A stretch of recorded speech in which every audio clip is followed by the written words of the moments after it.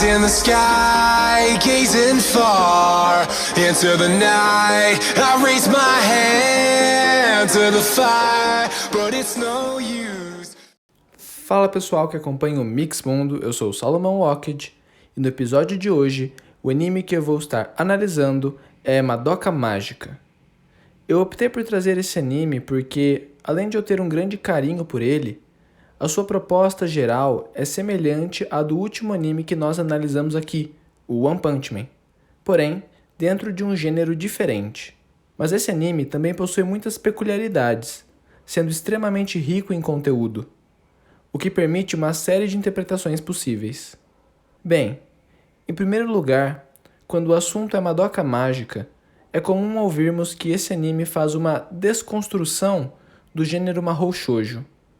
E isso é verdade na medida em que ele surpreende o público, levantando discussões muito diferentes e até opostas ao que seria de se esperar nesse contexto. Mas a questão é, aonde o anime quer chegar com essa tal desconstrução? A sátira e a paródia são dois tipos de obras críticas que se revestem com os mesmos elementos característicos de determinado gênero e o subvertem. Em certo sentido, ambas são desconstruções, mas seus objetivos são diferentes.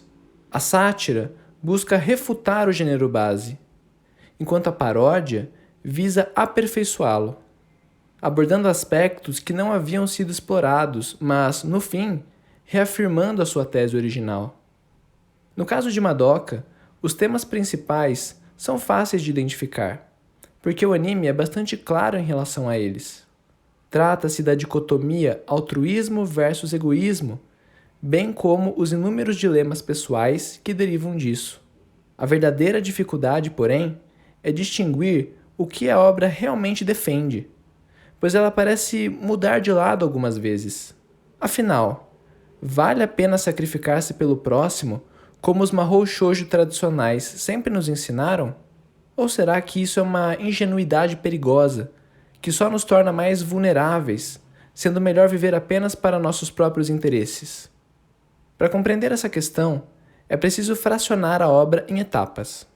Os 3 primeiros episódios servem para construir um contexto com o qual o espectador já está familiarizado.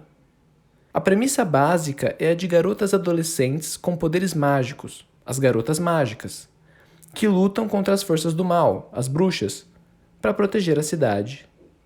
Também temos uma protagonista típica, a Madoka, uma garota com uma vida absolutamente comum até então, porém dotada de uma personalidade meiga e cativante. Além disso, ela é moralmente virtuosa, demonstrando sempre muita empatia, generosidade e bondade. Além disso, todos os chavões do estilo também estão presentes. O mascote mágico com aparência de bichinho de pelúcia, a estudante transferida misteriosa, as transformações mega coreografadas, o protagonismo múltiplo em que cada garota tem uma personalidade e cor de cabelo diferente, e assim por diante. Porém, tudo muda no fim do episódio 3, com a morte violenta e inesperada da Mami, cujo objetivo era chocar o espectador. É a partir desse fato que a história adquire sua atmosfera sombria. As garotas começam a entender como a vida de uma garota mágica é cruel e passam a repensar suas vidas e escolhas.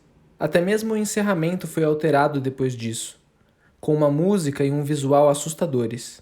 Há ainda outros momentos críticos que contribuem para a manutenção dessa atmosfera densa, como, por exemplo, a revelação sobre a verdadeira natureza das Soul Gems, no episódio 6, e também a morte de Sayaka e Kyoko, no episódio 9. É nessa segunda etapa que o anime desenvolve a sua desconstrução, afastando-se do que seria esperado de um Mahou Shoujo. A intenção é romper com a tese de que basta bons sentimentos e, principalmente, altruísmo para superar todos os problemas. A crítica consiste em ser realista e mostrar que, na prática, o modelo da heroína perfeita é uma idealização perigosa.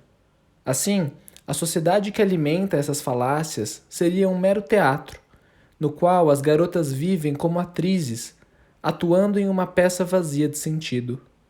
Tal metáfora dramatúrgica está latente na história, através do design dos labirintos, da bruxa final Walpurgisnacht, descrita como sendo do tipo construction stage, e, em especial, na própria trama, fortemente inspirada na peça Fausto, do escritor alemão Goethe. Aliás, esse paralelismo entre as duas obras será importante mais para frente, então guarde essa informação. Em relação à virtuosidade utópica dos Mahou Shoujo, especialmente a abnegação heróica, vejamos algumas das críticas apresentadas.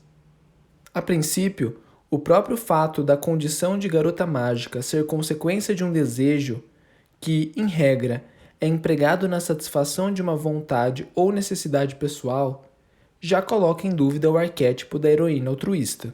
Quanto às personagens, começaremos pela Mami. Ela se coloca como uma defensora da justiça, alguém cuja maior preocupação é a segurança das pessoas, ao ponto de se tornar uma inspiração para Sayaka, motivando-a a se tornar uma garota mágica. Mas a verdade é que a Mami não suporta a pressão de ter que viver lutando, e nem o bem que ela faz para a sociedade a conforta. De fato, ela só concordou com o contrato porque, no seu caso, não havia opção. Era fazer ou morrer. Isso revela que, por vezes, o altruísmo é apenas uma fachada conveniente para atitudes que a pessoa nem gostaria de ter, mas às quais se viu obrigada. Já no caso da Sayaka, ela optou por usar seu desejo em benefício de seu amigo, Kamijo, por quem ela nutre um amor platônico. O garoto perdeu o movimento da mão após um acidente, e ela deseja a sua cura, acreditando que o bem-estar dele já a satisfaria. Mas quando Kamijo, depois de curado, começou a namorar sua amiga Hitomi, Sayaka se arrependeu do desejo. Ou seja, é comum que as atitudes que tomamos em favor dos outros, acreditando ser um gesto altruísta, sejam, na verdade, um egoísmo disfarçado. No fundo, nós esperamos algum retorno. Talvez não com presentes ou favores, mas na forma de amor, gratidão ou aprovação. Também temos o caso da Kyoko. Ela usou seu desejo para realizar o que pensava ser o sonho de seu pai. Ela desejou que as pessoas dessem atenção a ele e passassem a concordar com a sua doutrina religiosa. Quando o homem descobriu que seus fiéis não haviam sido convencidos, mas reunidos ali apenas por magia, ele enlouqueceu e se voltou contra a própria família. Isso nos lembra que não basta boa intenção. É preciso compreender a vontade do outro antes de querer ajudá-lo. Porque intervir com base na nossa própria percepção de qual a necessidade das pessoas pode causar mal-entendidos e ainda mais problemas. Contudo, no último episódio, o anime desconstrói a própria desconstrução, ao apresentar um final que, a despeito das ressalvas desenvolvidas na etapa anterior, recupera o clima otimista do início. Madoka concorda em fazer o pacto com Kyubei e se tornar uma garota mágica, mesmo sabendo dos perigos inerentes. Porém, guiada pelo seu inigualável altruísmo, ela expressa um desejo tal que as regras do ciclo que transformava esperança em desespero foram quebradas. Com isso, ela pôde salvar todas as garotas mágicas de sucumbirem à maldição. É verdade que esse não é propriamente um final feliz, porque as garotas mágicas continuaram tendo uma vida solitária e lutando até morrer em combate. Mas aquilo que para elas era a pior parte, transformar-se em bruxa, não aconteceria mais, o que já é um ganho. E lembra o que eu disse sobre a peça Fausto? Bom, existem várias semelhanças entre as duas obras, mas considerando o tema do altruísmo, é nesse ponto que entra o paralelo mais importante entre elas. Na peça, o personagem Fausto faz um pacto com o demônio Mefistófeles, concordando em ceder sua alma em troca de conhecimento.